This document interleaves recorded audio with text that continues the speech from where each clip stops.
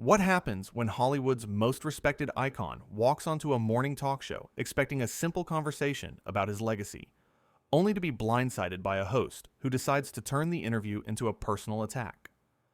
In just 45 seconds, one dismissive comment would spark a confrontation so intense that it would end with a legend walking off the set, leaving the entire panel speechless and a host scrambling to save face. The morning started like any other at the Good Morning America studio in Times Square. Clint Eastwood, the 80-something-year-old director and actor whose career had spanned over 6 decades, was scheduled to appear on the show to discuss his latest film project. The segment was supposed to be straightforward, a celebration of his incredible body of work, his contributions to cinema, and perhaps some light conversation about his creative process.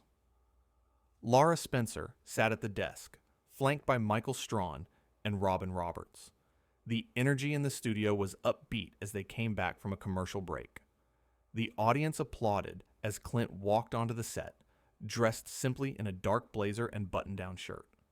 He waved briefly to the crowd and took his seat across from the panel. "Welcome back," Lara said, her smile wide, but somehow not reaching her eyes. "We are so thrilled to have the legendary Clint Eastwood with us this morning." Clint nodded. "Thank you for having me." Robin Roberts leaned forward. "Clint, your new film has been getting incredible early reviews. Can you tell us a bit about what drew you to this particular story?" Before Clint could answer, Lara cut in. "Actually, before we get to that, I have to ask. You're how old now? 80-something? When are you going to finally retire? I mean, don't you think it's time to let the younger generation take over?" The question landed like a brick. Michael Strawn shifted uncomfortably in his seat. Robin Roberts' smile faltered. The studio audience went quiet. Clint's expression remained calm, but there was a flicker of something in his eyes. "I don't think age should determine when someone stops doing what they love. As long as I have stories to tell, and the ability to tell them, I'll keep working." Lara laughed, but it was a sharp sound. "But don't you think you're kind of out of touch with what modern audiences want? I mean, your films are very old-fashioned. They don't really connect with younger viewers anymore." "Actually, Lara," Michael interjected, "his last film did really well with—" "I'm just being honest," Lara interrupted, waving her hand dismissively. "I think people appreciate honesty.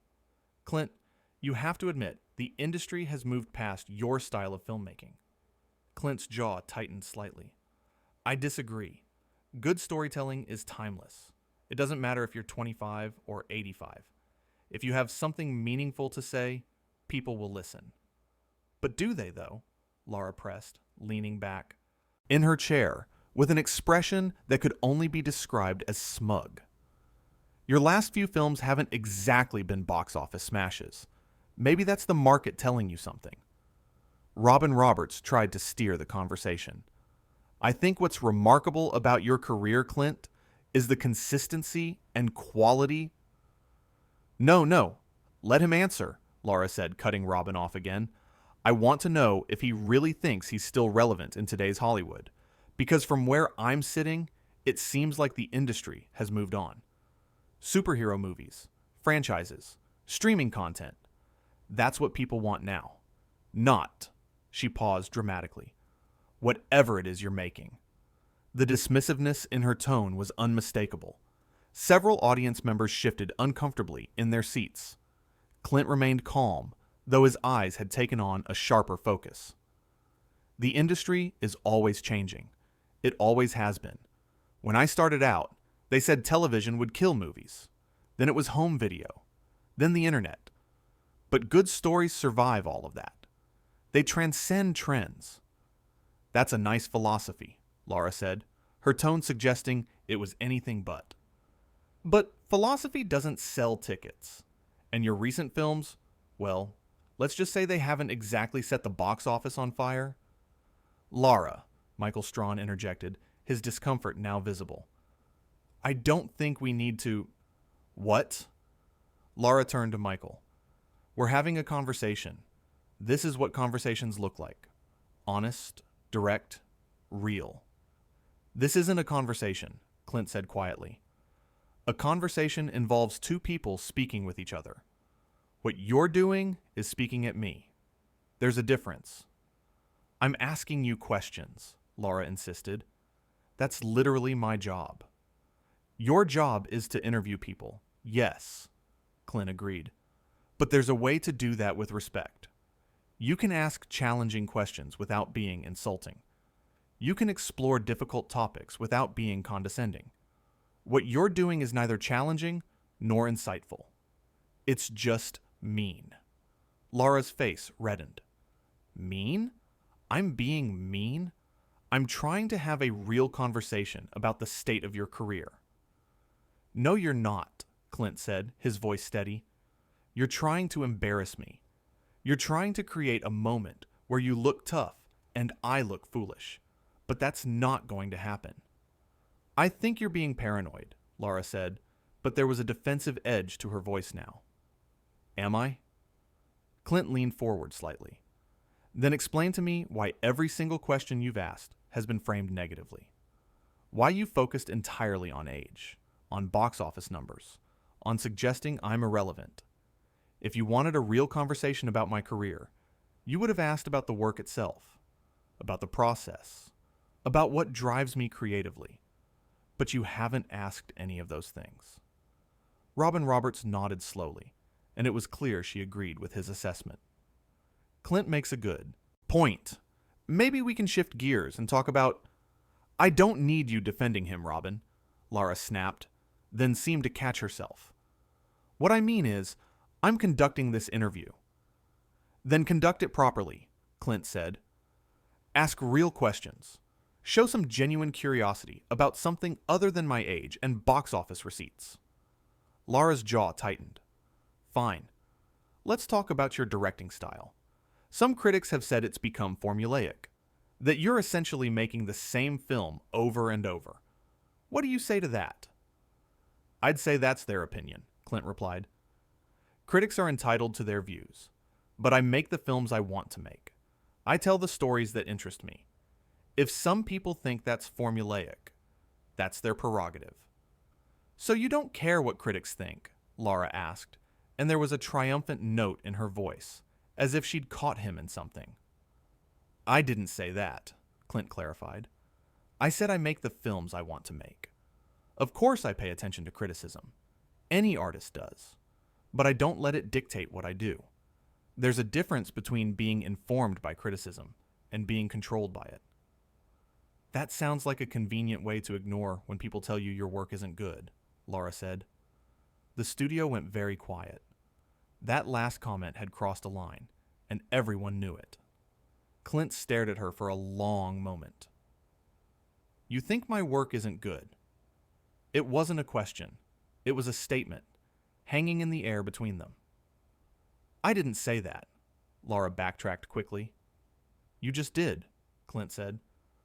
You implied that critics who don't like my work are right, and I'm just too stubborn or too arrogant to listen. I think you're putting words in my mouth, Lara said. No, I'm just pointing out what you actually said, Clint replied, which is that my work isn't good, and I'm too proud to admit it. That's what you meant, isn't it? Lara opened her mouth, then closed it. For the first time since the interview began, she seemed uncertain. Michael Strawn seized the opportunity. What I think is amazing about your career, Clint, is the longevity.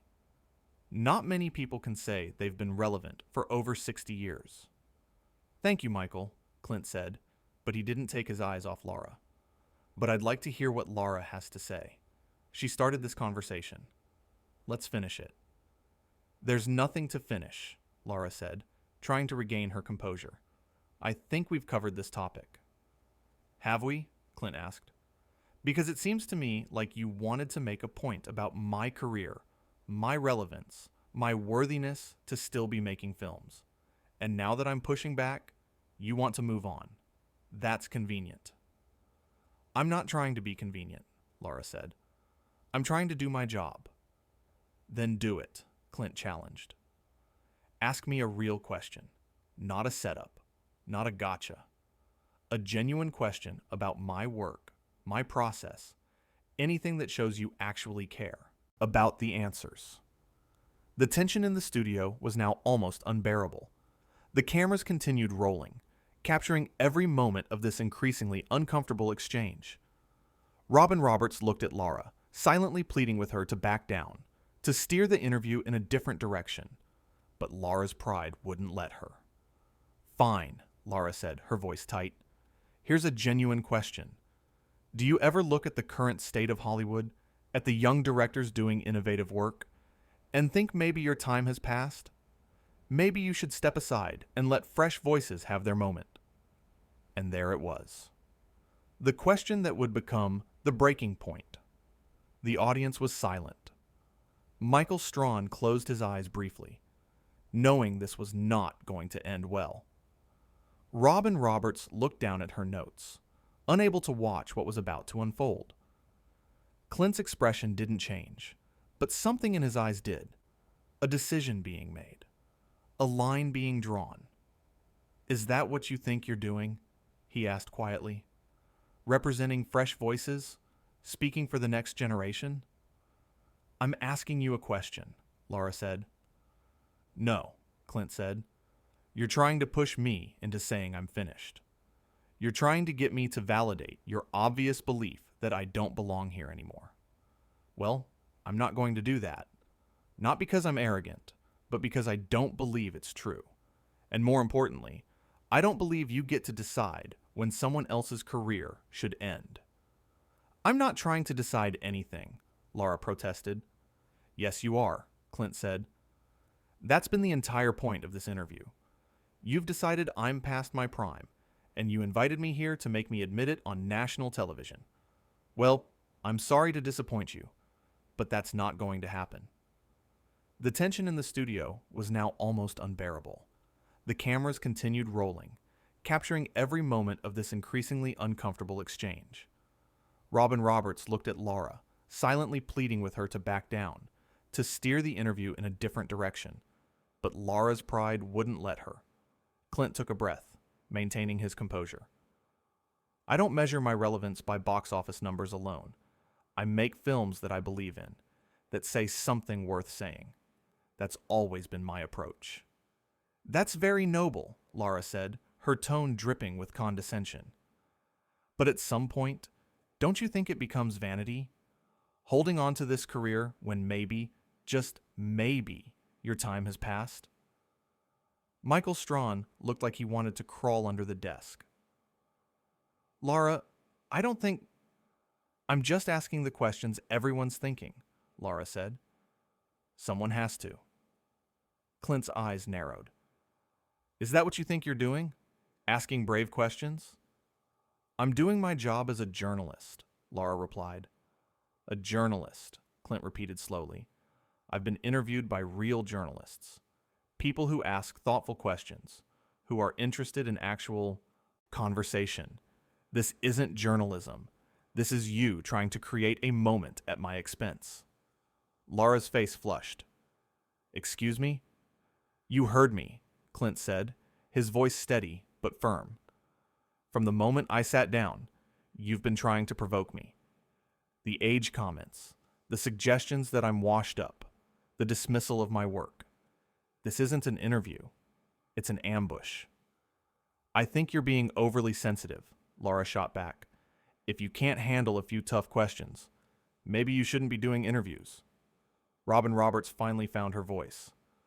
"Clint, I apologize if..." "Don't apologize for her," Clint said, looking at Robin. "You're not the problem." He turned back to Lara.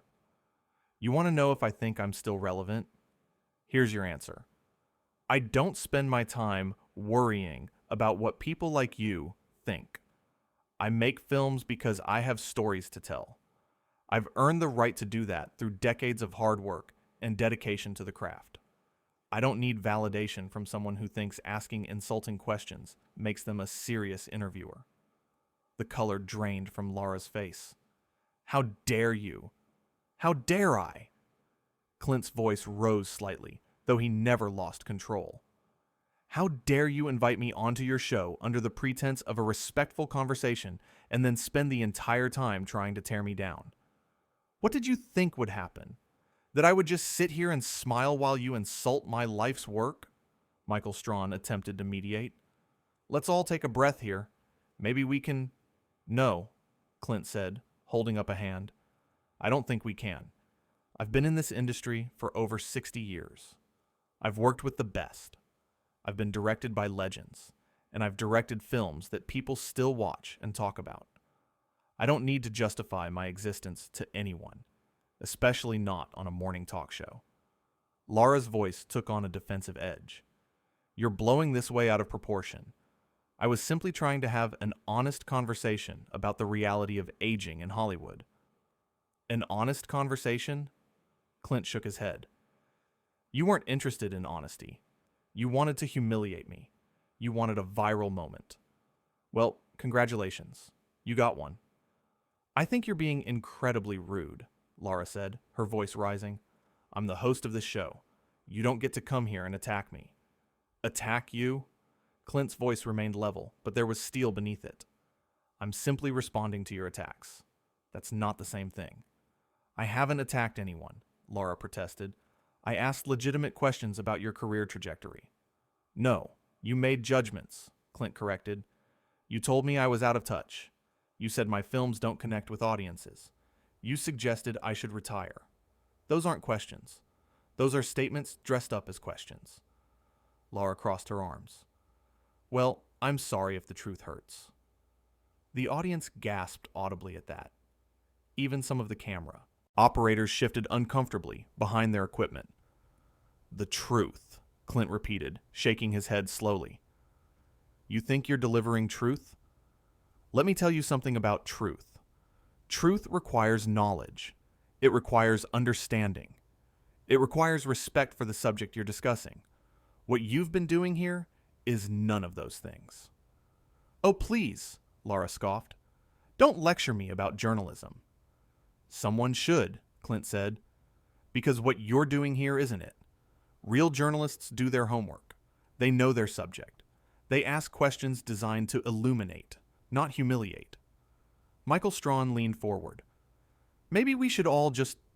No, Michael, Clint said, his tone gentle when addressing him. I appreciate what you're trying to do, but this needs to be said. Your colleague here needs to understand that you can't treat people this way, regardless of how famous you are or how big your platform is. Lara's eyes flashed with anger. You're one to talk about platforms. You've been in Hollywood for decades. You've had every advantage. And now you're sitting here acting like you're being victimized because I asked you a few direct questions. Direct questions, Clint said. Is that what we're calling it now? Let me ask you something, Lara. When you booked me for this interview, what did you tell your producers you wanted to accomplish? Lara hesitated. I wanted to have an honest conversation about your legacy. Really? Clint's eyebrows raised. Because from where I'm sitting, it seems like you wanted to make a name for yourself by taking down someone you thought would be an easy target. An older man who would just sit there and take whatever you dished out. That's not fair, Lara said, but her voice wavered. Isn't it? Clint pressed. Think about your questions. Every single one was designed to diminish me, to suggest I'm past my prime, irrelevant, hanging on too long. You weren't exploring my legacy. You were trying to bury it. Robin Roberts finally found the strength to intervene more forcefully. Clint, I want you to know that this isn't how we normally conduct interviews here. We have tremendous respect for you and your work. I know you do, Robin, Clint said, and his expression softened when he looked at her. I can see that. But respect means something. It's not just a word you say. It's something you demonstrate through your actions. And her actions, he gestured toward Lara, have demonstrated the opposite. You're being overly dramatic, Lara snapped. This is what happens in interviews sometimes. Things get heated. It's part of the process. No, Clint said firmly. Debate is part of the process. Discussion is part of the process. But what you did crossed a line, and the fact that you can't see that is deeply troubling. Then don't attack your guests, Clint replied. It's really that simple. Robin Roberts tried once more. Clint, we really do value having you here. Your work has inspired so many people, including all of us at this table. I appreciate that, Robin, Clint said, his tone softening when he addressed her. I really do, but I can't sit here and pretend this is okay. He looked at Michael. You've been trying to keep the peace. I respect that. But this, he gestured toward Lara, this is disrespectful. Not just to me, but to your audience, who tuned in expecting a real conversation. Lara's face was now bright red. If you're so offended, maybe you should leave. There was a collective gasp from the studio audience. Even the cameramen seemed to freeze. Clint stood up slowly, his movement deliberate. You know what? I think I will. Wait, Michael said quickly. Clint, please. We can... No, it's fine, Clint said, beginning to remove his microphone. I should have seen this coming. I've been around long enough to spot someone looking for trouble. He looked directly at Lara. You wanted me gone? You got your wish. I didn't... Lara started, but her voice had lost its edge. She suddenly seemed to realize this wasn't going the way she had planned. Yes, you did, Clint said calmly. You made that clear from your first question. The difference is, you thought I'd stay and take it. That's where you miscalculated. Robin Roberts stood up. Clint, please. Let's talk about this. There's nothing to talk about, Clint said, not unkindly. I respect you, Robin. I respect Michael. But I won't be disrespected on national television. I don't care how big this show is, or how many people are watching. Some things matter more than publicity. The studio was dead silent. Crew members had stopped moving. The audience sat frozen, witnessing something they'd never expected to see. Lara finally seemed to grasp the gravity of the situation. Look, if I came across as harsh... You didn't come across as harsh, Clint interrupted. You were harsh. There's a difference. And now you're trying to backtrack because you realize how this looks. But the damage is done. This is absurd, Lara said, trying to regain some control. You're walking off the show because of a few questions?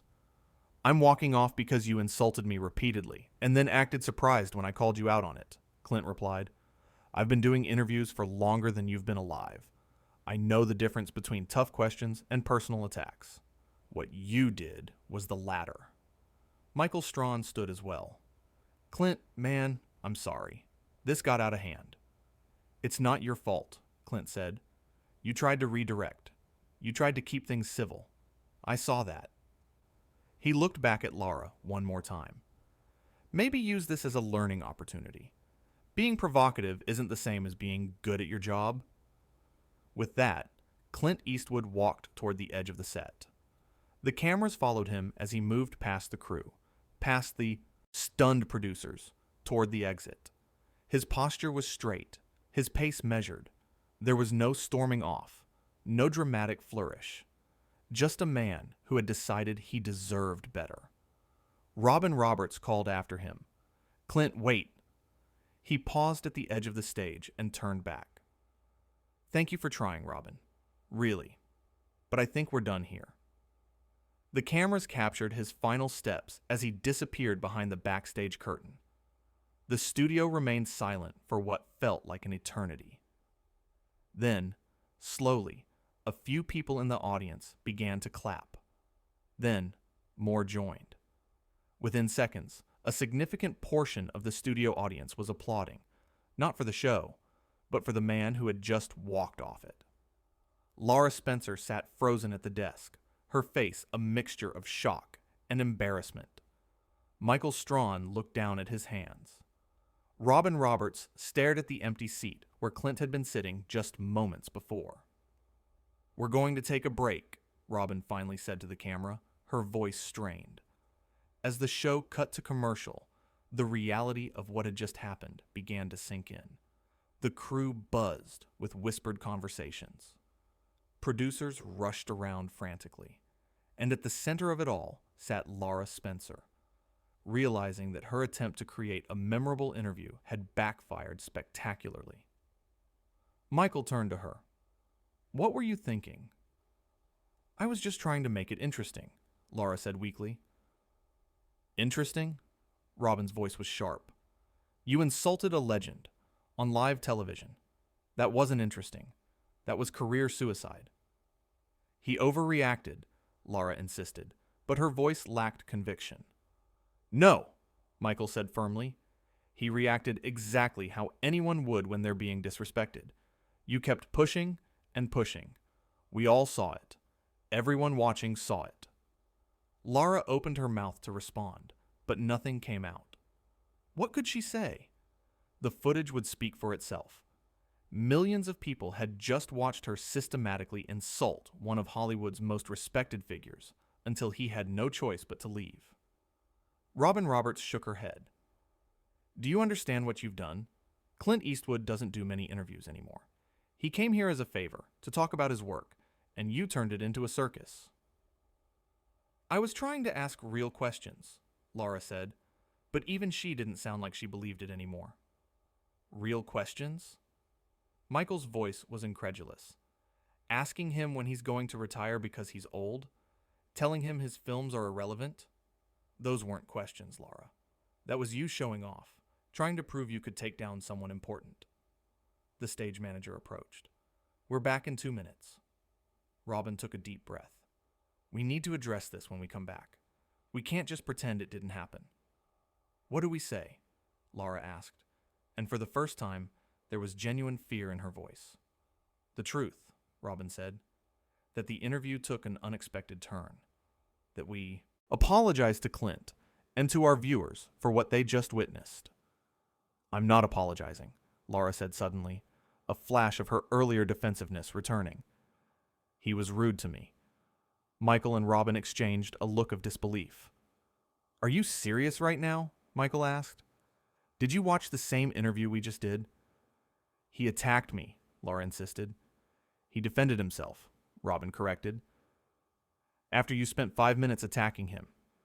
There's a difference, and if you can't see that, then we have a much bigger problem." The stage manager held up his hand. 30 seconds. Lara straightened in her seat, but the confidence she'd had at the beginning of the show was gone. Her hands trembled slightly as she shuffled the papers in front of her. 15 seconds. Robin and Michael composed themselves, preparing to face the camera and an audience that had just witnessed something unprecedented.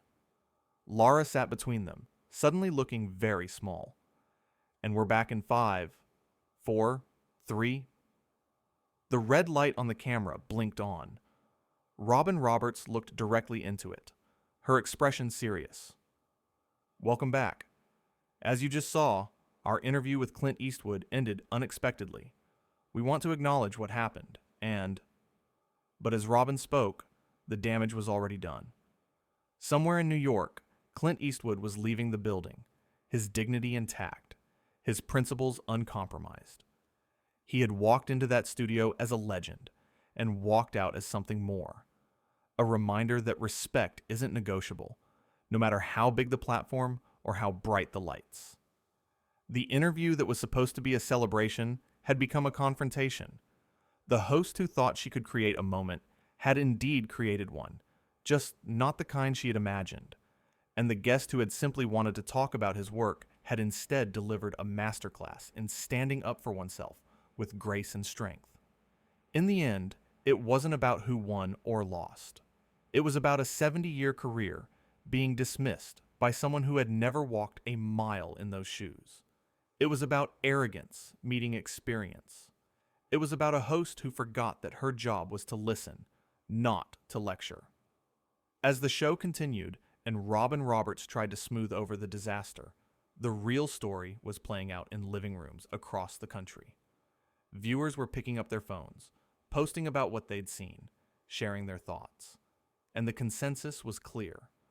Clint Eastwood hadn't overreacted. He had simply decided that some things matter more than being polite in the face of disrespect. The segment ended. The show moved on to lighter topics, desperate to recover from the wreckage. But the morning had been defined by those few minutes, by the clash between a host who thought she was untouchable and a guest who proved that legends become legends for a reason. Lara Spencer would go on with her day, would finish the show, would face the inevitable fallout. Michael Strawn and Robin Roberts would answer questions from producers and network executives. The crew would pack up the equipment and move on to the next segment. But none of that changed what had happened.